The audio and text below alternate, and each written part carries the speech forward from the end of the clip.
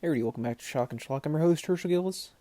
Hope everybody had a nice Thanksgiving, or not Thanksgiving, holiday, Christmas, Hanukkah, whatever you celebrate, whatever's going on now in your life. Hope it's going well. I took a week off because I was with family on vacation. Well, not vacation, but I was off work. So I took some time off. But today, I'm back with a review of 1990's Wild at Heart, directed by David Lynch, starring Laura Dern and Nicolas Cage. If you're unfamiliar, Wild at Heart is about these two young people who are in love, Sailor and Luna, um, and sort of their cross country or like road trip type thing with them, encountering a lot of weird people and trying to escape the wrath of Luna's mother, who has sent people to kill Sailor. Um, but yeah, directed by David Lynch, though, so you know that's it's not all there is to it. But this is an interesting film. I haven't reviewed David Lynch on the channel until now. I probably will down the line. I'll probably do a review series or something because he's one of my favorite directors. But I feel like in the David Lynch canon, this is a pretty unique film. There are three films to me in David Lynch's filmography that feel sort of a little bit different than what you would think of when you think David Lynch. It's this, Elephant Man, and The Straight Story. Certainly going to be talking about The Straight Story eventually because that's one of my favorite films of all time. But films that definitely feel like David Lynch made them, because of course he did, but they're not as like surrealistic or,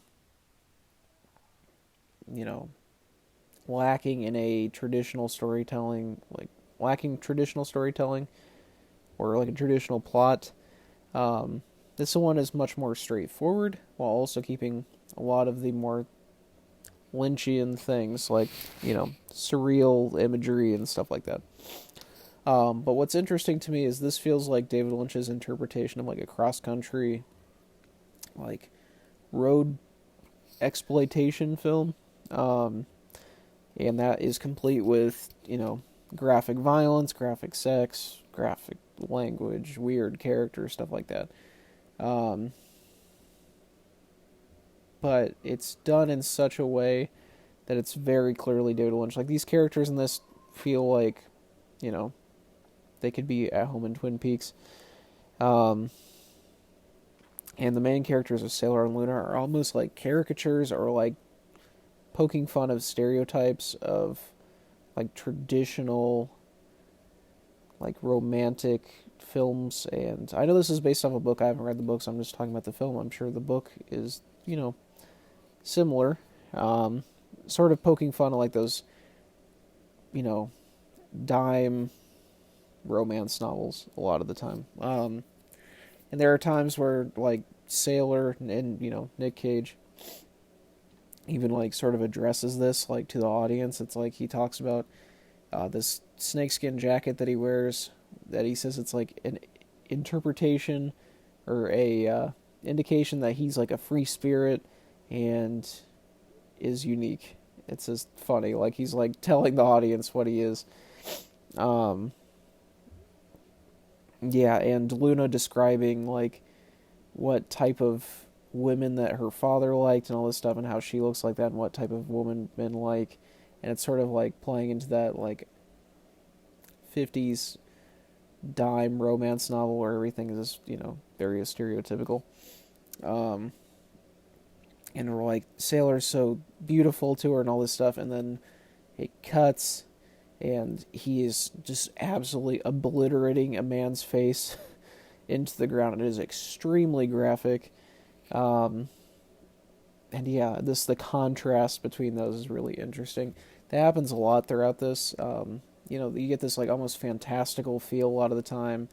Um, Sailor and Luna are like, it almost feels happy-go-lucky at times. They're so like in love and all this stuff, but then you get people like um, Willem Dafoe's character, Bobby Peru, which is this like troll human being. He's like a rapist and a murderer and a felon, and it's just gross. And it like these moments like take you back to reality. Just found it really interesting.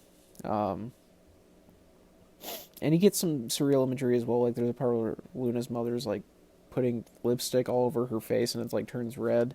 And this film is very close to The Wizard of Oz in a lot of ways, both like plot wise and literally like the evil witch and the good witch from The Wizard of Oz literally making appearances. They reference The Wizard of Oz multiple times. Um, it's just a lot. I know David Lynch really likes The Wizard of Oz, and that's one of his favorite films. So it definitely has a feel of that. Like, this is definitely like the transition from Luna's like nice life and moving into this like world of gang members and gang violence and assassins and all this stuff. So it's like The Wizard of Oz, but instead of going like this beautiful like world, meeting all these people, they meet bad people. It's like the negative version of Wizard of Oz. Just really liked that as well. The entire cast acting this is stellar, of course. Nick Cage, I'm an unironic big Nick Cage fan. I'm a unironic, well, you don't have to say unironic. I'm a big fan of Laura Dern. They both do a great job in this. Nick Cage is one of my favorite actors. Even when he's like over the top, I think there's never been a movie that Nick Cage has been in, even the god-awful ones, that I've thought that Nick Cage brought down the movie. And he's a serious actor. He's really good when he's over the top and he plays into that aspect of a character. It's really good. Like, this in Sailor always feels a little bit unhinged while also being grounded in a lot of ways, and I think Nick Cage pulls it off really well. Laura Dern plays this really innocent character that is sort of almost corrupted by him as she's going down to this rabbit hole. Really liked that. Laura Dern, of course, is not a stranger to David Lynch's work. She's in Twin Peaks: The Return, but even before that, she's in Blue Velvet. She's in Inland Empire as the main character, and I think she always does a stellar job. I think David Lynch brings out some of her best work as well. You also get, as previously mentioned, Willem Dafoe's Bobby Peru is really excellent. He's a great villain, just an absolute scumbag that you love to hate. Crispin Glover's in this briefly, has a really funny short story there. And, of course, the late, great Harry Dean Stanton is in this as well. Another frequenter of David Lynch's work, and I think he does a great job in this too. The music, love it. During the action, like, there's like this like nice mellow sort of music, but when there's violence, it plays this same like metal track. That once again, like, even the music contrast, I just find it really interesting. Like, David Lynch is like trying to explore this. This is from 1990, so like this late 80s, early 90s, like in your face violence and like a lot of mainstream film versus like the sweetness of like 50s cinema and that era of like romance novels and everything, and he kind of clashes them together, and it's not meant to meld. It's supposed to be jarring, and I really appreciated that about it as well. Film's paced really well. It's gorgeous to look at. The special effects are wild. There are some crazy gore effects in this film. Someone literally gets their head like blown off of their body where it flies and hits a window. It's gross and gnarly and awesome. So, yeah, I highly, highly recommend watching Wild at Heart. If you're not a David Lynch fan, I would say still give this a go. If you're new to David Lynch, give this a go. If you're a David Lynch fan and you haven't seen this, give it a go. Everybody should just watch this. If you're a fan of like exploitation cinema, if you're a fan of romance, just watch it. It's a great film. Highly recommended. One of my favorite films for sure. So give this a go. And as always, I've been your host, Joshua Gill, signing off for today. 0 thoughts, 0 editing, 0 brain cells, and 0 planning. I'll see you guys later. Going to be filming a very special review next week on location of where the film was shot. So keep an eye out for that. Thanks for watching, guys. Make sure to subscribe if you haven't. Keep your notifications on. I'll see you guys later. Thanks.